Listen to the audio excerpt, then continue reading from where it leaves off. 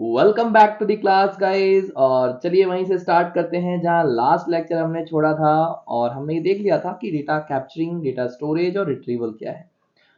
ये तीन जो पार्ट है ना, ये बहुत ही इंपॉर्टेंट है आजकल किसी भी कंपनीज के लिए। अगर वो आईटी में है, बैंकिंग में है, तो लगभग सारी कंपनीज ये यूज करती हैं कि जो डेटा है, पहली बात तो कैप्चर करना डिफरेंट सोर्सेज से, डिफरेंट प्लेटफॉर्म से पहले कैप्चर करके और फिर उसको स्टोर भी करना है, और फिर टाइम आने पे जब उसकी जरूरत है तो उसको रिट्रीव भी करना है।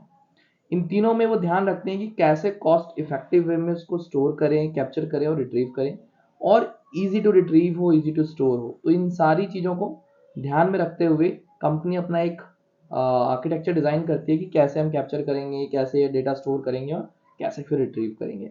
अब यहीं तक बात नहीं है, और भी एक इम्पॉर्टेंट पार्ट होता है डेटा के अंदर, और वो हम लोग देखेंगे क्या है। तो वो है डेटा आपका डिलीशन और रिकवरी। ठीक है, तो इस पे हम लोग स्टार्ट करेंगे। लास्ट हमने यहीं पे छोड़ा था। मैं थोड़ा बड़ा कर देता हूँ ताकि आप लोगों को इजीली दिखे। तो one of the biggest thread, क्या कह रहा है, one of the biggest thread associated with digital data is it's deletion. तो डिलीशन भी एक बहुत बड़ा इंपॉर्टेंट काम होता है। इसको ध्यान में, कैसे, क्यों इंपॉर्टेंट है, क्योंकि डेटा आपने स्टोर किया, माइट बी पॉसिबल किसी कारण से आपको फ्री करना है।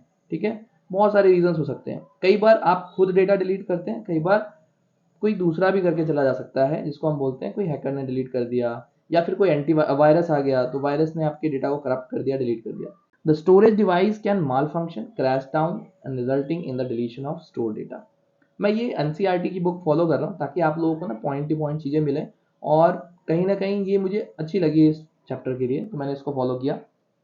ठीक है, तो कह रहे हैं कि जब भी आपका कोई सर्वर क्रैश हो जाए, ठीक है, डाउन हो जाए, तो आपका माइट भी पॉसिबल कि वो डेटा डिलीट हो सकता है। ठीक है, जो भी आपने स्टोर करके रखा है अपने स्टोरेज डिवाइस में या फिर सर्वर पे, तो ठीक है, तो वो हो सकता है।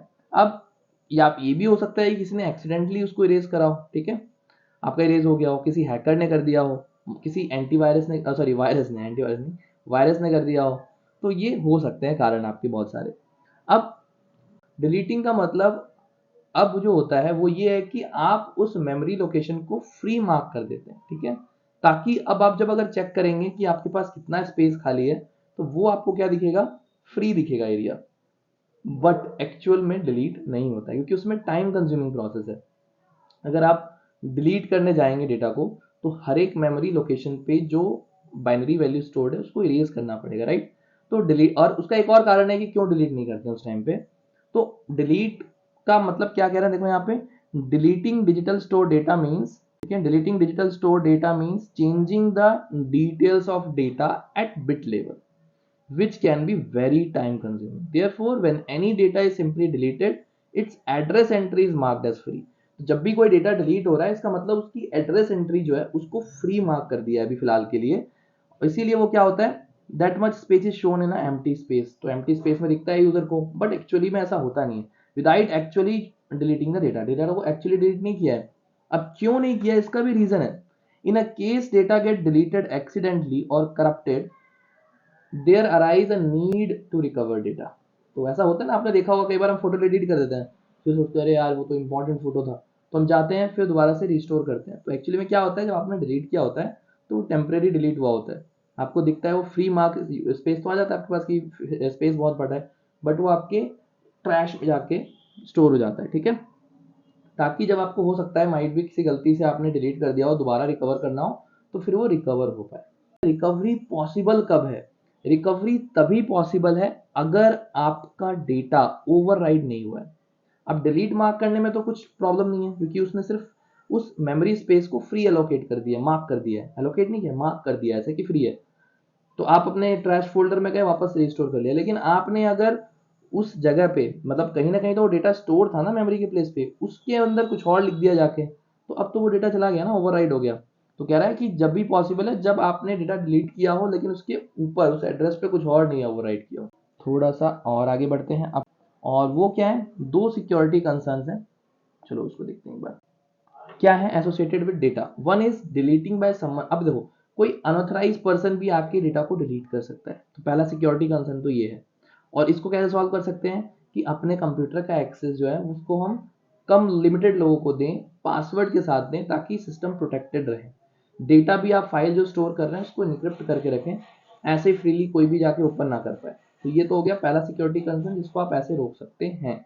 ऑल्सो एक इनक्रिप्शन एक और प्रॉब्लम यहाँ पे कंसर्न होता है। कई बार क्या होता है कि हम लोग कोई डिवाइस खराब हो गया, स्टोरेज डिवाइस थोड़ा सा नहीं चल रहा, काम नहीं कर रहा, तो हम उसको जाके क्या कर देते हैं, जाके फेंक देते हैं। अब वो किसी अगर ऐसे पर्सन के हाथ में लग गया जिसको पता है कि अंदर डेटा मेमोरी एलिमेंट तो खराब नहीं है, तो वो उसको रिकवर कर लेगा क्योंकि आपका डिवाइस कनेक्ट नहीं हो रहा था या कुछ और फॉल्ट था, बट डेटा तो स्टोर था ना, वो डिलीट नहीं था।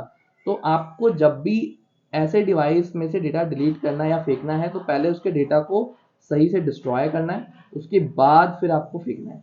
तो ये भी एक इंपॉर्टेंट कंसर्न है। लोग सोचते हैं खराब हो गया इसको फेंक दो, पर डेटा आपका वहाँ पे स्टोर होता है। तो अगर बड़ी बड़ी कंपनीज बैंकिंग सेक्टर में अगर लोग ऐसा करेंगे, फेंक देंगे, तो कोई भी ऐसा पर्सन आ सकता है जो उसको रिकवर करके और फिर उसका अनवांटेड रिकवरी इसको बोलते हैं, ठीक है, अनवांटेड रिकवरी कर ले और उसके बाद डेटा उसको पता चल जाए, ठीक है। तो ये जरूरी है कि अगर आपका खराब भी हो गया डिवाइस तो पहले उसको सही से डिस्ट्रॉय करें, ठीक है, उसके बाद फिर उसको फेंकिए, ऐसे नहीं कि कहीं भी फेंक दिया, ठीक है। अब हम बहुत इंपॉर्टेंट टॉपिक पे आ गए हैं और वो है टॉपिक हमारा सॉफ्टवेयर, ठीक है। अभी तक हमने जो पढ़ा वो लगभग हार्डवेयर के बारे में ज़्यादा था। तो अब हम क्या करेंगे, अब हम पढ़ेंगे सॉफ्टवेयर के बारे में। तो सॉफ्टवेयर क्या है, सॉफ्टवेयर आप उसको टच नहीं कर सकते, ठीक है, आप उसको छू नहीं सकते। तो आपके जितने भी हार्डवेयर कंपोनेंट है कंप्यूटर्स के अंदर वो वर्क तभी करेंगे जब सॉफ्टवेयर होगा। विदाउट सॉफ्टवेयर आपका हार्डवेयर जो है वो यूजलेस है, आप उसको यूज ही नहीं कर पाएंगे, ठीक है। तो इसी के बारे में बात हो रही है कि हार्डवेयर नीड्स टू बी, देखो क्या कह रहा है, ये कह रहा है कि hardware needs to be operated by set of instructions. अब हार्डवेयर को ऑपरेट करने के लिए कुछ इंस्ट्रक्शंस चाहिए। अब these set of instructions referred as a software, इसी सेट ऑफ इंस्ट्रक्शन को हम सॉफ्टवेयर बोलते हैं, ठीक है, कि वो, ठीक है, it is that component of a computer system which can not physically, कि ये वो कंपोनेंट है जिसको फिजिकली टच नहीं कर सकते हैं, ठीक है, देखा ना, टच नहीं कर सकते हैं, फिजिकली टच नहीं कर सकते। तो जो सॉफ्टवेयर है ना वो क्या है कि हमारे पास, अगर मेरा कंप्यूटर सिस्टम पूरा पड़ा भी है तो without software it is nothing. तो सॉफ्टवेयर से क्या होता है, सॉफ्टवेयर से आप अपने इंस्ट्रक्शंस को कंप्यूटर के हार्डवेयर तक पहुंचा पाते हैं। क्योंकि हार्डवेयर क्या है, अगर आप सीधा हार्डवेयर से बात करने जाएंगे तो हार्डवेयर तो सिर्फ बाइनरी लैंग्वेज समझता है, तो बाइनरी लैंग्वेज समझता है, ह्यूमन बाइनरी लैंग्वेज समझता नहीं है, तो बहुत डिफिकल्ट हो जाएगा हार्डवेयर से सीधा कम्युनिकेट करना। इसीलिए कंप्यूटर से इंटरेक्ट करने के लिए हमें बीच में चाहिए होता है सॉफ्टवेयर, ताकि वो जाके हार्डवेयर से इंटरेक्ट करे। तो आइए इस चैप्टर में यही पढ़ना है। अब नीड क्या है, आपको मैंने पहले ही बताया, नीड तो यही बताया ना मैंने अभी कि किस लिए सॉफ्टवेयर जरूरी है। तो देखो यहाँ पे उसके बारे में भी दिया होगा, the sole purpose of a software is to make computer hardware useful and operational. अगर मैं आप एज अ यूजर सीधा कम्युनिकेट नहीं कर सकते हैं किसी भी हार्डवेयर से, आपको सॉफ्टवेयर की मदद लेनी पड़ेगी। अब बात आती है इसीलिए जरूरत पड़ती है, तो इसमें क्या है, depending on the modes of interaction आपके पास डिफरेंट टाइप ऑफ सॉफ्टवेयर होते हैं। अब वो क्या है, सिस्टम सॉफ्टवेयर हो सकता है, ठीक है, आपको यहाँ पे दिख रहा है, तो यहाँ पे हमारे पास सिस्टम सॉफ्टवेयर है, ठीक है, प्रोग्रामिंग टूल्स है, एप्लीकेशन सॉफ्टवेयर है, तो उसी के बारे में हम लोग पढ़ने वाले हैं। सिस्टम सॉफ्टवेयर नाम से समझ में आ रहा है जो खुद सिस्टम यानी कंप्यूटर को चलने के लिए रिक्वायर्ड है वो सॉफ्टवेयर। तो ऐसे सॉफ्टवेयर कौन से हैं, जैसे आपको दिख रहा है ऑप्शन में ऑपरेटिंग सिस्टम, ठीक है, तो ऐसे सॉफ्टवेयर हमारे पास हैं ऑपरेटिंग सिस्टम, ठीक है। ये खुद अगर सिस्टम को आपको चलाना है तो उसके लिए पहले इसमें ऑपरेटिंग सिस्टम होना चाहिए। आपने कभी किसी कंप्यूटर सिस्टम को अगर ऑन किया हो तो आपने ध्यान दिया होगा कि अगर कंप्यूटर ऑन करते हैं तो पहले ऑपरेटिंग सिस्टम लोड होता है, जैसे विंडोज, ubuntu, ठीक है, मैक ओएस आप चलाते हैं, या फोन भी अगर आप ऑन करते हैं तो पहले लिख के आता ना एंड्रॉइड, तो पहले ऑपरेटिंग सिस्टम क्या होता है वो हमें चाहिए होता है। Software knows how to operate and use different hardware component of a computer. तो जो सिस्टम सॉफ्टवेयर होता है उसको पता होता है कि हार्डवेयर कंपोनेंट से कैसे बात करनी है, कैसे काम करवाना है, तो ये, और आपको मैंने एग्जांपल भी दिए, ऑपरेटिंग सिस्टम हो गया, यूटिलिटीज सॉफ्टवेयर भी होते हैं, ठीक है। तो अभी मैंने ऑपरेटिंग सिस्टम का तो बता दिया, देखा होगा आपने कि, एक मिनट मुझे सिर्फ ये आगे बढ़ाना है।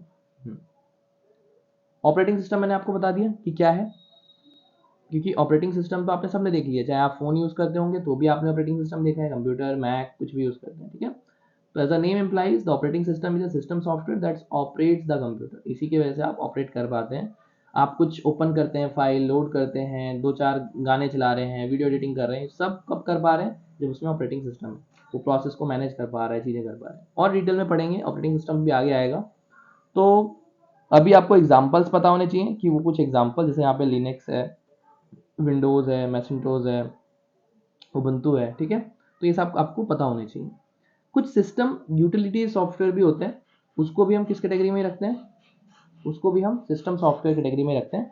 तो software use to maintain and configuration of the computer system, जो वो सॉफ्टवेयर जो आपके सिस्टम के कॉन्फ़िगरेशन को मैनेज करने के लिए, ठीक है, और मेंटेनेंस के लिए यूज होते हैं, वो हमारे क्या होते हैं, वो भी सिस्टम यूटिलिटी सॉफ्टवेयर होते हैं। एग्जाम्पल के दिए, जैसे कि हमारे पास हमारे एंटीवायरसेस हो गए, ठीक है। तो हमारे एंटीवायरस हो गए, देखो यहाँ पे देखो एंटीवायरस, डिस्क क्लीनर होते हैं कुछ, ठीक है, डिस्क कंप्रेशन सॉफ्टवेयर होते हैं, डिस्क को अंदर जो आपने स्टोर करके रखा है हार्ड ड्राइव में, उस चीज़ को मैनेज करने के लिए जो सॉफ्टवेयर होते हैं वो सिस्टम यूटिलिटीज है। आप देखेंगे तो सिस्टम सॉफ्टवेयर वो हैं जिसमें आप कुछ स्पेसिफिक टास्क नहीं सॉल्व कर रहे हैं, बस कंप्यूटर को चलने के लिए चाहिए अच्छे सही ढंग से, ठीक है। अब आते हैं हम लोग डिवाइस ड्राइवर के ऊपर। तो देखिए डिवाइस ड्राइवर क्या है हमारा। डिवाइस ड्राइवर तो आपको मैं अभी याद दिला दूं, अगर पहले आपने ध्यान दिया होगा कि कुछ भी हम लेके आते थे ना, जैसे नोकिया का पीसी सूट आता था, या कुछ भी आप डिवाइस माउस हार्डवेयर कुछ भी कनेक्ट करते थे, या फिर प्रिंटर कनेक्ट करते थे, तो उसका एक सीडी आती थी डिवाइस ड्राइवर की। तो डिवाइस ड्राइवर क्या होता है, कोई भी एक्सटर्नल डिवाइस जब आप कंप्यूटर से कनेक्ट करते हैं तो उसको समझने के लिए ड्राइवर की जरूरत पड़ती है, क्योंकि ऑपरेटिंग सिस्टम को ये नहीं पता कि डिफरेंट टाइप के कौन कौन से अवेलेबल है मार्केट में डिवाइसेस। तो वो डिवाइस से कनेक्ट कर पाए ऑपरेटिंग सिस्टम से, और फिर वो हार्डवेयर से कनेक्ट कर पाए, ये जरूरत होती है कि वहाँ पे डिवाइस ड्राइवर हो, ठीक है। In the purpose of device driver is to ensure proper functioning of a particular device when it comes to the overall working a computer system, the operating system does the work, but every day new अब क्या है कि market में तो daily नए नए device आ रहे हैं, तो ऑपरेटिंग सिस्टम को पता कैसे चलेगा कि क्या करता है, कैसे काम करता है। तो ऑपरेटिंग सिस्टम से कनेक्शन बनाने के लिए डिवाइस ड्राइवर की जरूरत पड़ती है, ठीक है। और आपको यहाँ पे देखें तो यहाँ पे device driver act as an interface between the device and the operating system, ठीक है। अब इसको हम डायग्राम में एक बार देखेंगे, आपको क्लियर हो जाएगा। ये देखिए डायग्राम आपको क्लियर दिख रहा है ना यहाँ पे। देखिए यहाँ पे मैं थोड़ा सा टिल्ड हो गया ये, हाँ देखिए यहाँ पे यूजर है, यहाँ पे यूजर है, यहाँ पे यूजर हो गया। फिर ये यूजर इंटरफेस किससे कर रहा है, देखिए हार्डवेयर से। एट द एंड में रिजल्ट हमें क्या करना है, हार्डवेयर से ही कनेक्ट करना है, बट बीच में क्या आते हैं, ये ऑपरेटिंग सिस्टम हो गया, सिस्टम यूटिलिटीज हो गया, डिवाइस ड्राइवर, जो हार्डवेयर के काफी नियर होते हैं, इसको बोलते हैं सिस्टम सॉफ्टवेयर। आपको ये दिख रहा होगा यहाँ पे, ये हमारे सिस्टम सॉफ्टवेयर, मैं आपको सही से हाईलाइट करता हूँ, ये वाले सिस्टम सॉफ्टवेयर है जो हार्डवेयर से सीधा इंटरेक्ट करते हैं। लेकिन अभी हम पढ़ेंगे जैसे एप्लीकेशन सॉफ्टवेयर हो गया, प्रोग्रामिंग टूल्स हो गया, ये सब डायरेक्टली कनेक्टेड नहीं होते हैं, ये खुद ऑपरेटिंग सिस्टम से कनेक्ट होते हैं, फिर ऑपरेटिंग सिस्टम काम करता है उनके लिए, ठीक है। तो अभी हम उसके बारे में पढ़ेंगे, ठीक है। अब हम आगे बढ़ते हैं और देखते हैं कि ये सब क्या है। तो प्रोग्रामिंग टूल्स के बारे में पढ़ते हैं। तो अब देखते हैं कि program in order to get some work done, ठीक है। अब मेरा ये जो कैमरा है इसको थोड़ा साइड कर लेते हैं। In order to get some work done by the computer, we need to give instructions which are applied on the input data to get the desired outcome, ठीक है। तो अगर आपको कुछ काम कराना है कंप्यूटर से तो इंस्ट्रक्शंस देनी पड़ेंगी ताकि वो आपके डिजायर्ड आउटपुट दे पाए। कंप्यूटर लैंग्वेजेस, इसीलिए क्या होती है कंप्यूटर लैंग्वेजेस डेवलपर। तो अगर मैं लैंग्वेज के बारे में बात करूँ, आगे इसी के बारे में पूरा जिक्र हो रखा है, तो मैं आपको वैसे ही कंप्यूटर से बहुत सारे काम कराने हैं, वीडियो एडिटिंग का सॉफ्टवेयर बनाना है, गेम खेलना है, ठीक है, फोटोज एडिट करनी है, ठीक है, MS पावर पॉइंट पे काम करना है, ये सारे काम कराने हैं आपको। आपको सपोज करो एक कुछ अपना खुद का सॉफ्टवेयर बना रहे हो, आपको लगता है कि मैं एक ऐसा डिवाइस बनाऊं जो वॉकी टॉकी की तरह काम करे, तो इस तरह की कुछ चीज़ें अगर आपको करनी है तो आप क्या करोगे, हार्डवेयर से तो बात करनी पड़ेगी ना आपको। बट आप हार्डवेयर से सीधा बात तो नहीं कर सकते हो, क्योंकि हार्डवेयर को क्या पता है, 0 एंड 1 पता है, और आपको 0 एंड 1 समझ में नहीं आएगा, मशीन लैंग्वेज समझ में नहीं आएगी। तो इसीलिए लैंग्वेज बनाई गई है, ताकि अब वो लैंग्वेज ट्रांसलेटर्स होते हैं, ठीक है। हम ह्यूमन जो होते हैं वो अपने मदर टंग्स जो होते हैं, जैसे इंग्लिश, हिंदी, ये सब हो गया, इन सब में बहुत कंफर्टेबल होते हैं। कंप्यूटर अपने इसमें कंफर्टेबल है। अब कंप्यूटर हमारी लैंग्वेज तो सीखने आएगा नहीं, तो या तो मैं उसकी लैंग्वेज सीख लूँ या बीच में एक ट्रांसलेटर हायर कर लूँ। तो हुआ ये कि इन्वेंशन जब हुआ बाद में यही समझ में आया कि ट्रांसलेटर रखना ज़्यादा बेटर है, इंस्टेड ऑफ कि ह्यूमन जाए और फिर लैंग्वेज को सीखे। तो फिर ट्रांसलेटर रखा गया, जिसको आप आज कंपाइलर बोलते हो, इंटरप्रेटर बोलते हो, ठीक है। तो ये सब लैंग्वेज ट्रांसलेटर्स हैं। अब क्लासिफिकेशन ऑफ प्रोग्रामिंग लैंग्वेज, ठीक है। अब मैंने आपको जो बताया क्लासिफिकेशन में क्या है कि एक लो लेवल लैंग्वेज होगा, एक हाई लेवल लैंग्वेज होगा, ठीक है। ठीक है। लो लेवल लैंग्वेज क्या है, वो लैंग्वेजेस जो कंप्यूटर के बहुत नियर है, यानी कंप्यूटर हार्डवेयर के, जो लगभग बाइनरीज के आसपास है, ठीक है। तो वो लैंग्वेज है जैसे कि असेंबली लैंग्वेज आपका हो गया, ये मशीन लेवल लैंग्वेज जो है वो मशीन को इजीली समझ में आ जाती है, तो वो लो लेवल लैंग्वेज हो। हाई लेवल लैंग्वेज यानी कौन सी, जो ह्यूमन के बहुत नज़दीक हो, जैसे कि इंग्लिश हिंदी के टाइप के लैंग्वेज हो गए, जैसे जावा, इंग्लिश हिंदी का यहाँ पे यूज़ हो, मतलब ठीक है। जैसे जावा हो गया, सी हो गया, C++, पाइथन हो गया, ये सब बहुत ह्यूमन फ्रेंडली है। क्यों, क्योंकि इसमें इंग्लिश के वर्ड्स यूज़ करते हैं सीधा। अब बीच में जो होता है वो ट्रांसलेटर्स होता है, वो काम करता है इसमें, ठीक है। अब हम आगे बढ़ते हैं। क्लासिफिकेशन तो मैंने आपको बता दिया। लैंग्वेज ट्रांसलेटर यहाँ पे क्या करता है वो देख लेते हैं। जो भी अपना कोड लिखते हैं वो हाई लेवल लैंग्वेज में, ठीक है। High level in the language, जैसे कि आपने C++ में लिखा, मैंने आपको ऑलरेडी बताया, तो आप इसमें कोड लिख रहे हैं। बीच में लैंग्वेज ट्रांसलेटर, क्योंकि कंप्यूटर तो आपकी लैंग्वेज सीखने नहीं आया है, तो उसको बीच में एक ट्रांसलेटर होता है जो ट्रांसलेट करके देगा और फिर वो समझ में आएगा ऑब्जेक्ट कोड मशीन को, ठीक है। तो अब यहाँ पे डिफरेंट, जैसे असेंबली लैंग्वेज है वो लो लेवल लैंग्वेज है, कंप्यूटर के काफ़ी नियर है, बट स्टिल उसमें एक असेंबलर की जरूरत पड़ती है जो मशीन कोड में कन्वर्ट करता है, ठीक है। अब हाई लेवल लैंग्वेज है वो कुछ ज़्यादा ही, मतलब क्या है, ह्यूमन के नियर है, तो उसमें ट्रांसलेटर लगता है, ठीक है, जिसको हम कंपाइलर बोलते हैं, ठीक है। तो वहाँ पे कंपाइलर यूज़ करेगा, compiler convert the source code into machine code, ठीक है, if the code follow the synthetic rule. तो कंपाइलर पहले चेक करता है कि वो सही से करेक्टेड ग्रामेटिकली और सिंटैक्स वाइज सही है कि नहीं, फिर उसको पास करता है वहाँ से, उसके बाद फिर वो कन्वर्ट होके आगे जाता है, ठीक है, मशीन कोड में। वैसे तो पूरा प्रोसेस अलग है, मशीन कोड में डायरेक्टली नहीं होता है, बट मैं आपको ऐसे बता रहा हूँ कि ये क्या, कंपाइलर जो है वो ट्रांसलेट करके मशीन के नियर वाले कोड में भेज देता है, ठीक है। ऐसे इंटरप्रेटर भी होता है। अब इंटरप्रेटर और कंपाइलर में क्या फ़र्क है बताओ, इंटरप्रेटर और कंपाइलर में क्या फ़र्क है।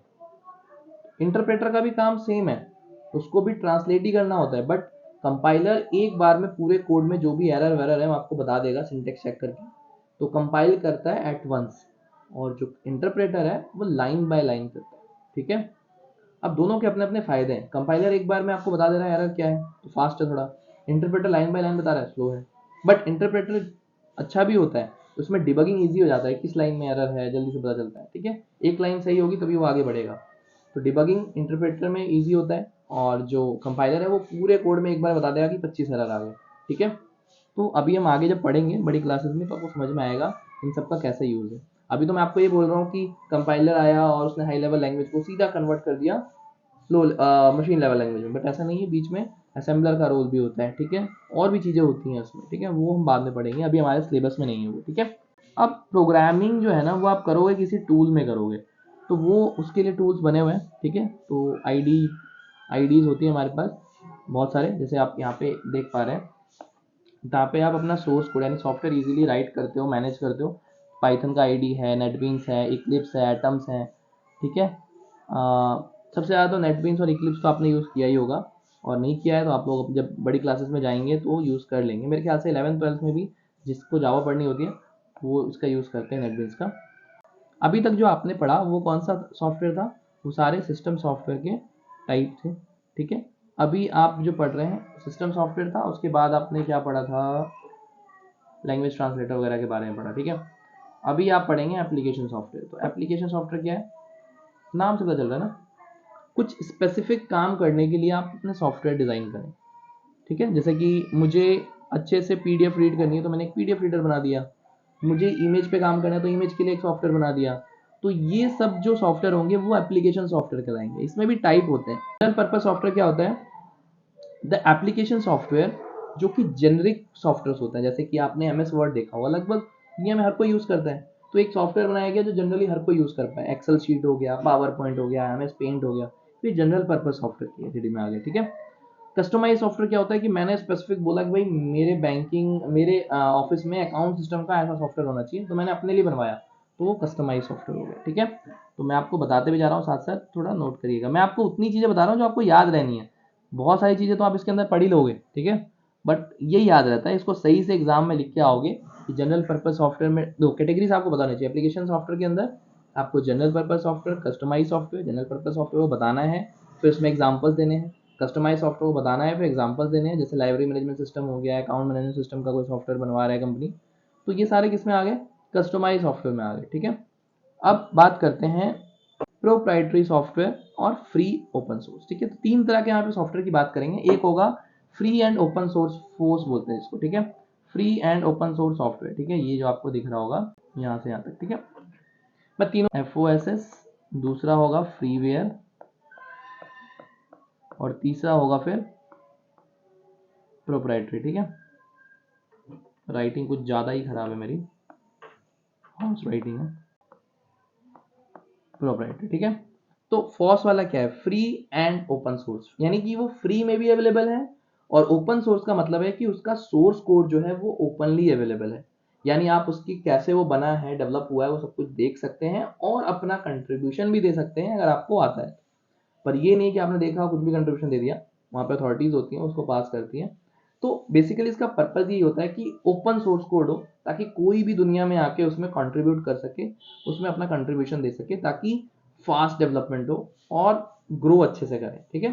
तो इसलिए ओपन सोर्स होता है और ये फ्री भी होता है, ठीक है। तो ये हो गया पहला। दूसरा है फ्रीवेयर। अब एक फ्रीवेयर होता है कि आप सॉफ्टवेयर तो फ्री में ले लो, बट वो आपको ना उसका कोड अवेलेबल नहीं होगा फ्री में, ठीक है। तो वो मतलब यानी कोड अवेलेबल ही नहीं होगा, फ्री में यूज करो। जैसे आप एडोब रीडर यूज करते हो, ठीक है, और भी हैं, आप इसमें पढ़ोगे तो समझ में आएगा आपको। तो हमारे फ्रीवेयर में आते हैं, ठीक है। जैसे कि software are called freeware, example जो स्काइप हो गया, एडोब हो गया, ये सब फ्री में तो आप यूज कर पाते हो, बट क्या इसका कोड अवेलेबल है? नहीं, आप इसका कोड थोड़ी मिलता है आपको। आप इसमें कंट्रीब्यूट कर सकते हो, स्काइप में कोई नया फीचर आप खुद डाल सकते हो? नहीं डाल सकते। तो ये फ्रीवेयर आ गया। अब प्रोप्राइटरी सॉफ्टवेयर क्या होते हैं? जो हम खरीदते हैं, लाइसेंस किसी और के नाम पे ही होता है। जैसे आप खरीदते हैं माइक्रोसॉफ्ट पावर पॉइंट जो होता है, पूरा ऑफिस आता है, टैली का सॉफ्टवेयर हो गया, क्विक आ गया, ये सब क्या है, आपको खरीदना पड़ता है पूरा, और आपकी उस पर कोई भी वो नहीं होती है, वो किसी और का ही उस पर कॉपीराइट होगा, ठीक है। तो ये हमारे हो गए प्रोप्राइटरी सॉफ्टवेयर। तो जब भी एग्जाम में आता है तीनों को सही से एक्सप्लेन करना है, उसके बाद एग्जाम्पल देंगे। प्रोप्राइटरी सॉफ्टवेयर के एग्जाम्पल हो गए जैसे कि क्विक, टैली, ठीक है, सारे सॉफ्टवेयर हो गए जो आप खरीदते हो, ठीक है। और फ्रीवेयर के एग्जांपल हो गए, एडोब रीडर हो गया, ठीक है, स्काइप हो गया। और आपके पास जब ओपन सोर्स की बात है तो बहुत सारे सॉफ्टवेयर, जैसे ऑपरेटिंग सिस्टम उबुंटू है, वो FOSS वाला है, ठीक है। तो ये आप एग्जांपल दे सकते हैं, बहुत सारा है। OBS स्टूडियो भी मेरे ख्याल से ओपन सोर्स ही है, तो आप ये यूज कर सकते हैं, ठीक है। चलिए आगे बढ़ते हैं। ऑपरेटिंग सिस्टम क्या है हमारा? देखिए बहुत अच्छे से पढ़ना है, यहाँ पे उस टाइम पे हो सकता है थोड़ा सा गड़बड़ हुआ हो, आपके पास बात सही से ना पहुंची हो, लेकिन अभी ध्यान देना है। An operating system can be considered to be a resource manager, ठीक है। तो ये क्या है? Resource manager which manage all the resources of the computer, ठीक है। क्यों बोल रहे रिसोर्स मैनेजर? आपका कंप्यूटर जब ऑन होता है बहुत सारे डिवाइसेस कनेक्टेड हैं, स्टोरेज डिवाइस, रैम, एक्सटर्नल भी, आप प्रिंटर, माउस, कीबोर्ड, इन सब को मैनेज कर रहा है वो, ठीक है। तो वो रिसोर्स मैनेजर भी है, दिख रहा है ना? CPU, RAM, disk, network, other input output device. It's also control various application software and device drivers, ठीक है। और manage the system security manage करता है। काम बहुत सारे हैं, ठीक है। एग्जाम्पल भी पता है ऑपरेटिंग सिस्टम के आपको क्या है। अब बात करते हैं कि प्राइमरी ऑब्जेक्टिव क्या होते हैं। प्राइमरी ऑब्जेक्टिव सिस्टम्स का क्या होता है? दो होते हैं इसके प्राइमरी ऑब्जेक्टिव्स। पहला होता है कि आप सर्विसेज को, the first is to provide the services of the building and running the application program. पहला ये होता है इसका ऑपरेटिंग सिस्टम का पर्पस कि आप किसी सॉफ्टवेयर को ओपन कर पाए, चला पाए, ठीक है। तो वही बोल रहे हैं, provide the services for building and running the application. जैसे आप क्या करते हैं, जो कुछ भी स्क्रीन पर देख रहे होते हैं, आपने कोई क्लिक किया MS वर्ड पे तो वो ओपन होता है। एक्चुअली ऑपरेटिंग सिस्टम उसको लोड करता है रैम में, फिर वो आपको दिखता है, फिर आप सेव कर देते हैं, फिर वो हार्ड ड्राइव में चला जाता है। तो ऑपरेटिंग सिस्टम ही तो आपको वो मैनेज करके दे रहा है ना कि वो ओपन कर रहा है, राइट। नहीं तो आप ऐसे क्या करेंगे, मैनेज नहीं कर पाएंगे। तो ये काम जो है ऑपरेटिंग सिस्टम का है कि सबसे पहले एप्लीकेशन उसमें रन कर पाए। अब मल्टीपल एप्लीकेशन एकदम से आपने क्लिक कर दिए कि इधर से म्यूजिक भी चला दिया, उधर से आपने ये भी खोल दिया, दूसरा सॉफ्टवेयर खोल दिया आपने, MS वर्ड, पावर पॉइंट, सब कुछ खोल दिया आपने, टैली वैली सब। तो अब इतने सारे जब रिसोर्स आएंगे तो मल्टीपल रिक्वेस्ट आ रही है, तो उसको हैंडल कैसे करना है ये भी ऑपरेटिंग सिस्टम ही डिसाइड करेगा, ठीक है। ये सारे काम मैनेजमेंट का कौन करता है? ऑपरेटिंग सिस्टम का। सेकेंड ऑब्जेक्टिव होता है कि इंटरेक्शन, यूजर इंटरेक्शन देना। तो वो इंटरेक्शन अलग अलग टाइप से दे सकता है, ठीक है। ये भी ऑपरेटिंग सिस्टम का ही पार्ट होता है। अब अलग अलग ऑपरेटिंग सिस्टम आजकल आ रहे हैं, तो मैं आपको कुछ एग्जांपल यहाँ पे देखो बहुत अच्छे से दे रखा है। तो कमांड लाइन बेस्ड, पहले जो यूजर थे ना वो कमांड लाइन ही इंटरफेस यूज करते थे, कमांड लाइन इंटरफेस का तो सबसे अच्छी बात ही होती है, आपने देखा होगा कोई हैकिंग वाली मूवी होती है, कट कट कट कीबोर्ड में डालते हैं, कमांड डाला और रन हो गया, ठीक है। तो वो क्यों नहीं करते हैं जीयूआई वाला। तो दूसरा होता है ग्राफिकल यूजर इंटरफेस जो आप और हम यूज करते हैं, ठीक है। आप गए बटन पे क्लिक किया, फिर ये किया, तो ये सब ग्राफिकल यूजर इंटरफेस है, देखने में बहुत अच्छा लगता है। कोई बेवकूफ़ आदमी भी उसको रन कर सकता है, ऑपरेट कर सकता है, उसको कुछ याद करने की जरूरत नहीं है कमांड्स। बट प्रॉब्लम होती है थोड़ा स्लो होता है, ठीक है। और कमांड बेस्ड जो होते हैं वो फास्ट होते हैं, ज़्यादा एक्यूरेट होते हैं, ठीक है। लेकिन उसमें आपको थोड़ा सा दिमाग लगाना पड़ेगा, कमांड्स आनी चाहिए आपको, ठीक है। बट आज भी जो हमारे साइंटिस्ट हैं या फिर जो सुपर कंप्यूटर्स होते हैं जो यूज़ होते हैं, वो आज भी कमांड लाइन बेस्ड ही होते हैं। हैकर्स जो यूज़ करते हैं ज़्यादातर कमांड लाइन होते हैं, ठीक है। Graphical user interface general user के लिए होता है, जो इजीली सबको समझ में आ जाए। आजकल टच बेस्ड इंटरफेस भी आ गया है, देखा होगा आपने, कि आप टच करके, वो भी ऑपरेटिंग सिस्टम का ही है ना। एंड्रॉइड फोन, आप स्मार्टफोन जो यूज करते हैं उसमें क्या है, टच स्क्रीन है। तो टच बेस्ड किसने दिया, आपके ऑपरेटिंग सिस्टम में तो फीचर दिया ना कि आप टच करके चीज़ों को चला पा रहे हैं। तो वो टच बेस्ड आपके इंटरफेस हो गए। वॉइस बेस्ड भी होता है, आपने फोन में देखा होगा, वॉइस पे कमांड दो कि हे सिरी कॉल समवन, ठीक है, नाम ले लो, फिर वो उसको कॉल मिला देता है। तो वॉइस बेस्ड इंटरफेस भी है, आप ऑपरेटिंग सिस्टम से कनेक्ट कर सकते हो। जेस्चर बेस्ड भी है। गेस्चर देखा होगा ना आपने, कई बार फोन में अगर ऑन कर रखा है तो आप ऐसे करेंगे तो स्वाइप हो जाता है, ठीक है। तो वो भी है। तो ये सारे आजकल स्मार्टफोन में आपने देखा होगा, इवन टैब वेब में भी आता है, आईपैड में आता है। तो आप इन सब में आप देखते होंगे touch based, voice based, gesture based, ठीक है। तो ये सब आप देख सकते हैं, ये सब ऑपरेटिंग सिस्टम्स के इंटरेक्टिव यानी इंटरेक्शन करने के अलग अलग टाइप है, ठीक है, जो मैंने आपको बताया। तो ये हमारा होता है ऑपरेटिंग सिस्टम। तो अलग अलग टाइप बता रखा है किस तरह से ग्राफिकल यूजर इंटरफेस क्या होता है, ठीक है। अभी मैं ऊपर कर दिया तो मेरी वीडियो चली गई, ठीक है। अच्छा, अभी कर लेते हैं इसको, ठीक। तो अब आप इधर देखेंगे अगर ध्यान से, तो ये सब मैंने आपको बता ही दिया, टच बेस्ड, वॉइस बेस्ड, ठीक है। आप इसको थोड़ा सा रीड करेंगे तो और अच्छे से आपको याद हो जाए।